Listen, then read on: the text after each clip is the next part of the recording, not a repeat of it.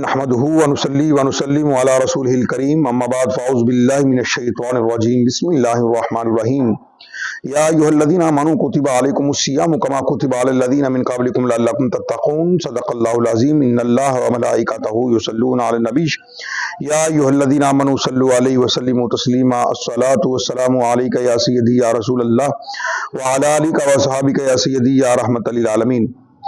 اللہ تعالیٰ کی حمد و ثنا سرکار دو عالم نور مجسم صلی اللہ علیہ وسلم کی پاک بارگاہ میں ہدیہ درود و سلام عرض کرنے کے بعد محترم سامعین و ناظرین السلام علیکم ورحمۃ اللہ وبرکاتہ۔ احکام روزہ کے متعلق ہماری گفتگو جاری و ساری تھی اور اللہ کریم نے قرآن پاک میں اعلان فرمایا تھا یا ایھا الذین آمنوا کتب علیکم الصیام، اے ایمان والو تم پر روزے فرض کیے گئے، کما کتب علی الذین من قبلکم لعلکم تتقون، اور تم سے جو اگلے لوگ تھے پہلی جو امتیں تھیں ان پر بھی روزے فرض تھے، اور تم پر کس لیے فرض ہوئے تاکہ تمہیں پرہیزگاری ملے۔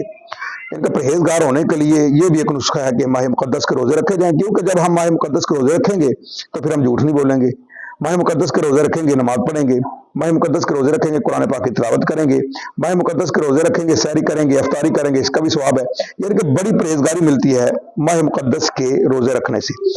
اب ہم جو روزہ رکھتے ہیں یہ نماز تہجد کے وقت رکھ کے اور مغرب ٹائم افطار کر لیتے ہیں۔ پہلی امتوں پر جو روزے فرض تھے وہ ان کی بھی صورتیں مختلف تھی۔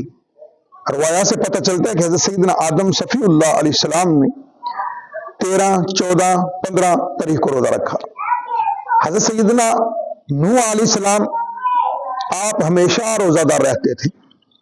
حضرت سیدنا عیسیٰ علیہ السلام روح اللہ آپ ہمیشہ روزہ رکھتے تھے، کبھی چھوڑتے ہی نہیں تھے۔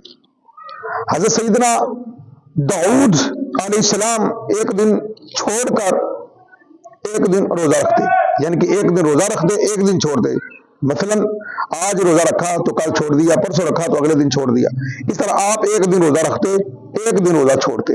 حضرت سیدنا سلیمان علیہ السلام 3 دن مہینے کے شروع میں، 3 دن مہینے کے درمیان میں اور 3 دن مہینے کے آخر میں روزے رکھتے، یعنی کہ ایک مہینے کے اندر 9 روزے رکھا کرتے تھے۔ تو پتہ چلا حضرت آدم علیہ السلام سے لے کر عیسیٰ علیہ السلام تک جتنے بھی انبیاء کرام آئے ہیں دنیا میں سب روزہ رکھتے تھے، لیکن ان کی صورتیں مختلف تھی۔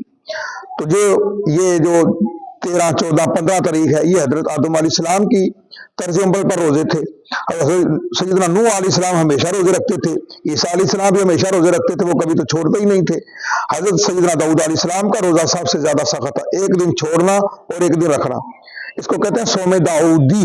تو یہ بڑا سخت روزہ تھا، تو ہم نے ایک ماہ روزے رکھنے ہیں تو وہ بھی ہم گھبرا جاتے ہیں کہ ہم سے نہیں رکھے جاتے، بڑے دن ہیں۔ اللہ کے بندو، یہ آپ کے جو بہانے ہلے ہیں یہ قیامت والے دن کام نہیں آنے والے۔ آپ کس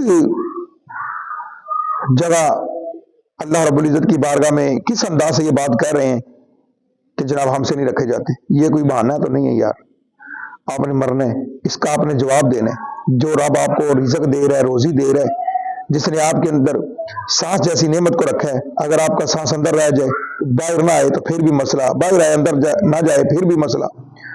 تو ہم نے ہر سانس کا بدلہ دینا ہے، حساب دینا ہے۔